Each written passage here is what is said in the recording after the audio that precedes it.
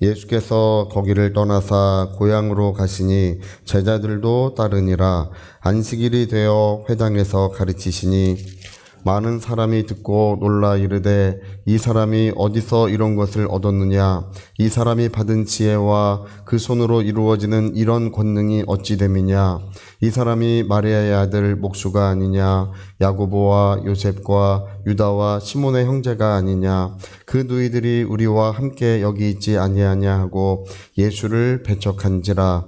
예수께서 그들에게 이르시되 선지자가 자기 고향과 자기 친척과 자기 집 외에서는 존경을 받지 못함이 없느니라 하시며 거기서는 아무 권능도 행하실 수 없어 다만 소수의 병자에게 안수하여 고치실 뿐이었고 그들이 믿지 않음을 이상히 여기셨더라. 아멘. 네, 여기 나사렛 동네를 예수님의 고향이라고 이렇게 부르고 있습니다. 예수님은 이제 나사렛 동네에서 태어나진 않으셨어요. 예수님은 베들레헴에서 태어나셨고 다윗의 살던 촌 베들레헴에서 태어나셨고 그 다음에 거기서 곧바로 이제 이집트로 피난을 가셨어요. 그래서 황금과 모략과 유황을 그 동방박사들이 예물로 드렸지 않습니까? 그래서 경제적으로 그렇게 어려움은 없으셨어요. 네, 곧바로 이집트로 가셨다가 가신지 이제 많으면 2년, 근데 1년, 주로는 1년 정도 이집트에 계셨다 곧바로 돌아오셨어요. 꿈에, 요셉의 꿈에, 너를, 예수님을 죽이던 자가 이제 해치려 하는 자가 죽었으니 돌아가라고 하는 지시하심을 받고 다시 이제 예수님을 안고 돌아온 게 이집트에서 오래 계시지 않았습니다. 네. 그래서 헤롯이 죽었을 때가 이제 BC 4년이니까 이제 그 날짜가 아주 특정돼 있어요. 그러니까 헤롯이 죽은 이후니까 이제 곧바로 돌아오신 것입니다.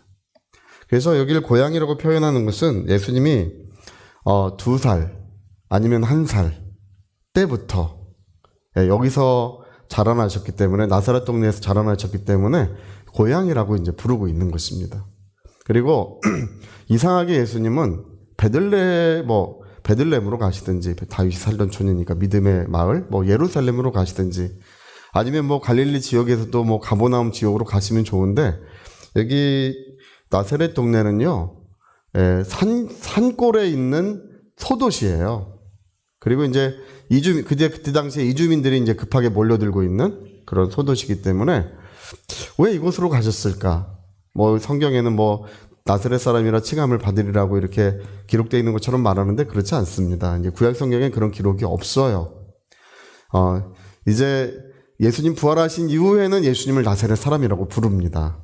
여러분 예수님이라고 하는 이름이 얼마나 흔한지 시장에서 예수 부르면 10사람 중에 1사람은 뒤돌아봅니다.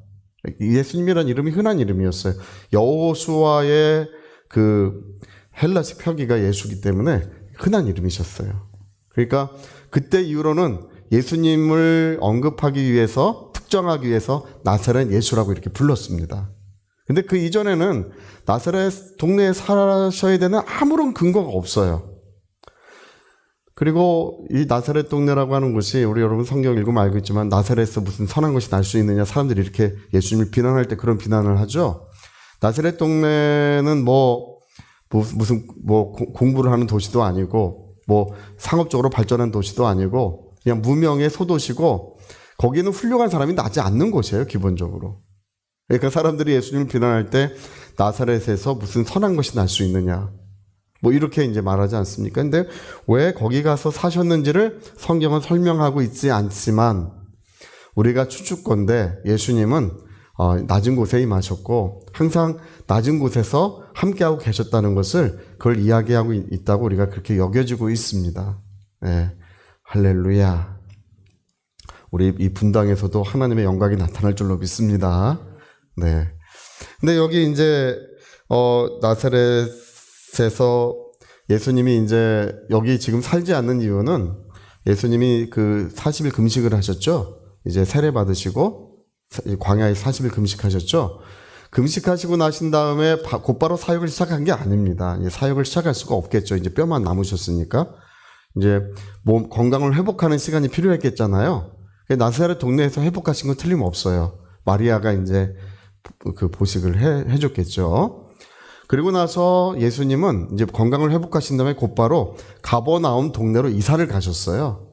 예, 마태복음 4장에 보니까 가버나움 동네로 이사 가셔서 거기서 그 가버나움 동네에서 큰 능력의 역사, 은혜의 역사를 그 동네에서 일으키셨습니다. 정말 예루살렘에서 역사하셨으면 얼마나 좋았을까 그런 생각을 하는데 예루살렘에서는 그렇게 큰 역사를 이루신 적이 거의 없어요. 네, 예수님의 대부분 이적과 능력과 그런 복음의 모든 역사들은 주로 가버나움 동네를 중심으로 이루어집니다. 그래서 성경은 가버나움을 예수님의 본 동네라고 이렇게 표현하고 있어요. 네, 거기서 역사하셨다. 근데 그 가버나움 동네에서 죽은 자까지 다시 살아났지 않습니까? 예, 달리 닦음에서 이 이제 죽었던 소녀가 다시 살아나는 역사가 일어났기 때문에 참 희한한 것은 예수님이 계시면 초상집도 장치집으로 변하는 이 놀라운 역사가 있기 마련입니다. 그 소문이 삽시간에 이제 빅뉴스, 이게 큰 뉴스예요. 그래서 나사렛 동네에도 이제 그 소문에 이제 휩싸였던 것입니다. 근데 예수님이 12 제자를 이끌고 비로소 그분의 고향으로 다시 이제 돌아오시는 것으로 이야기가 시작되고 있습니다. 그래서 안식일이 되어서 회당에서 가르치시는데 많은 사람들이 이제 몰려왔던 거예요. 예수님의 소문 때문에. 그리고 이제 놀라서 뭐라고 말합니까? 야, 이런 지혜와 이런 능력이 어디서부터 왔느냐? 그리고 이제 예수님의 내 형제의 이름이 언급되고 있죠. 마리아의 아들 목수가 아니냐 이런 말을 하는 것은 이 동네 사람들이 마리아를 잘 알고 있다는 뜻이에요. 마리아의 아들 아니야? 그 마리아의 아들 같은데? 뭐 이 얘기예요. 마리아의 아들 그 목수로 일하던 뭐 있잖아. 뭐 이런 얘기예요. 마리아의 아들 목수로 일하던 뭐 그가 아니냐. 야고보와 요셉과 유다와 시몬의 형제가 아니냐. 예수님의 형제가 그러니까 5형제예요. 예. 그리고 그 누이들 하니까 누이들은 이제 2사람 이상이겠죠. 그래서 적어도 7남매예요. 이 가정이.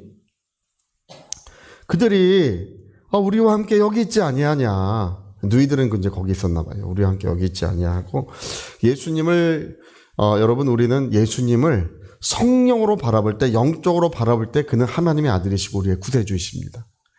그는 만왕의 왕이시고 오늘도 성령으로 우리와 함께하고 계십니다. 그러나 육신적으로 그를 바라볼 때는 목수의 아들 목수일 뿐이에요.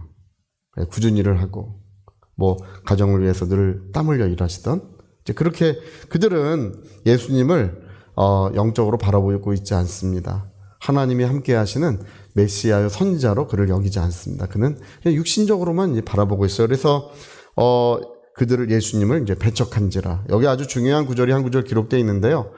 예수님이 능력을 행하실 수 없어 이렇게 기록되어 있습니다. 행하시지 않는 것과 할 수 없는 것은 엄청난 차이가 있는 거예요. 우리 5절에 보면 아무 권능도 행하실 수 없어 이렇게 행하시지 않았다는 뜻이 아니야. 할 수가 없었다 이렇게 뜻하고 왜 없었습니까?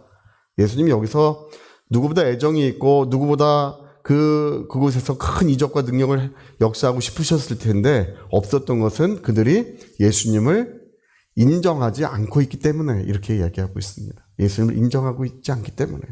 여러분 오늘 예수님은 살아계시고 우리 가운데 역사하시는 줄로 믿습니다. 여러분 어떤 것이든지 예수님을 인정하셔야 돼요. 네. 그분의 능력은 무한하고 또 큰 사랑으로 오늘도 역사하고 계십니다. 예전에 미국의 어떤 목사님이 요롤로부터 목사님 그 얘기를 하시는데 그 미국 남부에서 집회를 인도할 그 집회가 잡혀 있었대요. 근데 미국 그 남부는 성령의 역사를 인정하지 않는 그런 곳입니다. 주로 이제 성령의 역사는 뭐 사탄의 역사고 뭐 하나님의 은사 종결론, 사도시대의 은사는 다 끝났고 뭐 그렇게 주장하는 곳에서 이제 복음을 전하게 됐는데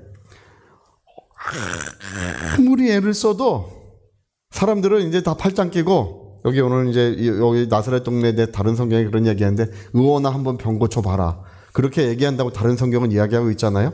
다들 이제 팔짱 끼고 한번 병 한번 고쳐봐라 다고 구경하러 온 거예요. 그러니까 아무리 애를 써도 첫째 날 뭐 그렇게 애를 써도 치유가 한 사람도 일어나지 않는 거예요. 둘째 날 그 많은 사람들이 몰려있고 그 많은 병든 자가 몰려왔는데도 아무도 낫질 않는 거예요. 한번 병 고쳐봐라 다들 이런 마음이고 성령의 역사를 인정하지 않기 때문에 어떤 역사도 일어나지 않습니다. 근데 이제 셋째 날 됐을 때 그 앞에 이제 걷지 못하는 소년이 말씀을 듣다가 이 아이가 믿음을 가졌어요. 할렐루야.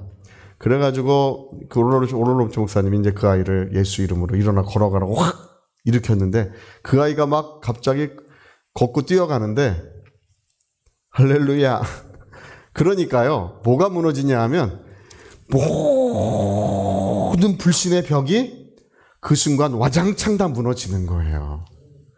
그 시간으로부터 하나님의 능력은 그곳에서 역사하기 시작하고 많은 은혜의 물결이 흐르기 시작하더라는 것입니다.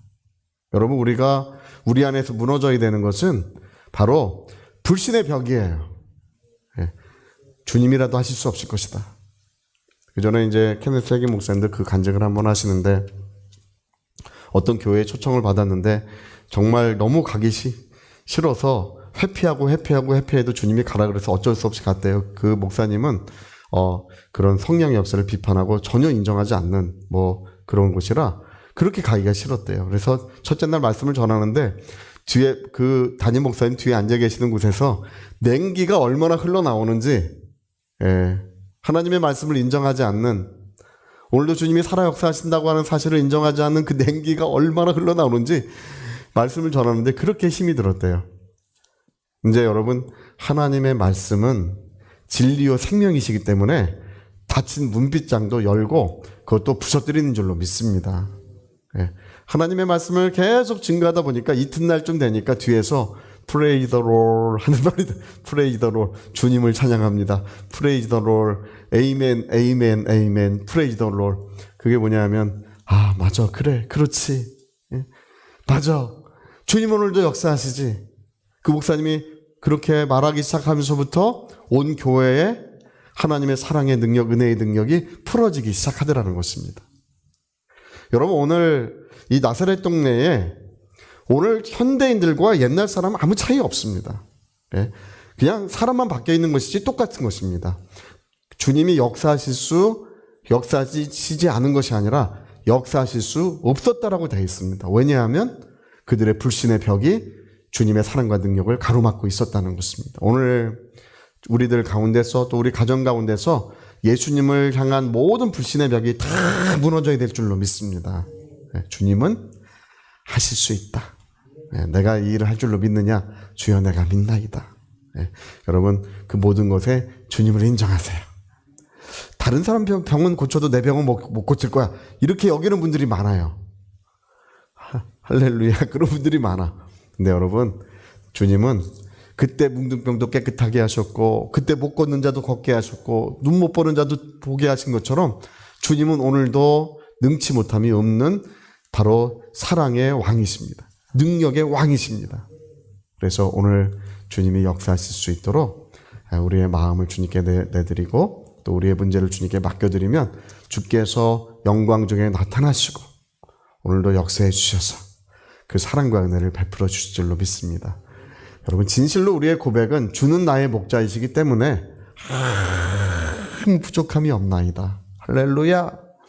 주는 나의 목자이시기 때문에 어떻다고요? 아무 부족함이 없나이다.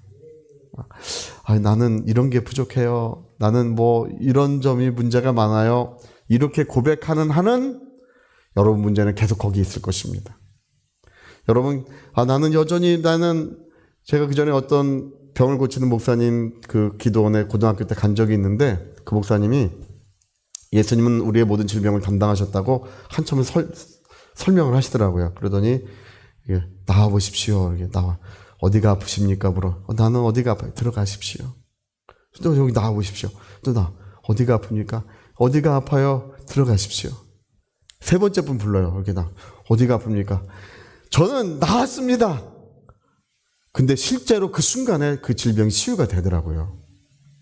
여러분, 불신의 벽이 무너져야 오늘 주님은 역사하시고 그 사랑과 능력을 나타내어 주시는 것입니다. 은혜가 충만하시기를 부탁드리겠습니다. 저를 같이 한번 기도하시겠습니다. 거기서 아무 권능도 행하실 수 없었더라. 네, 그들의 불신의 벽은 그만큼 높았더라고 되어 있습니다. 그러나 불신의 벽이 무너질 때 주님은 오늘의 하나님이시고 오늘 우리의 영혼과 삶에 사랑과 능력을 주시는 분이십니다. 위하여 같이 기도하시겠습니다.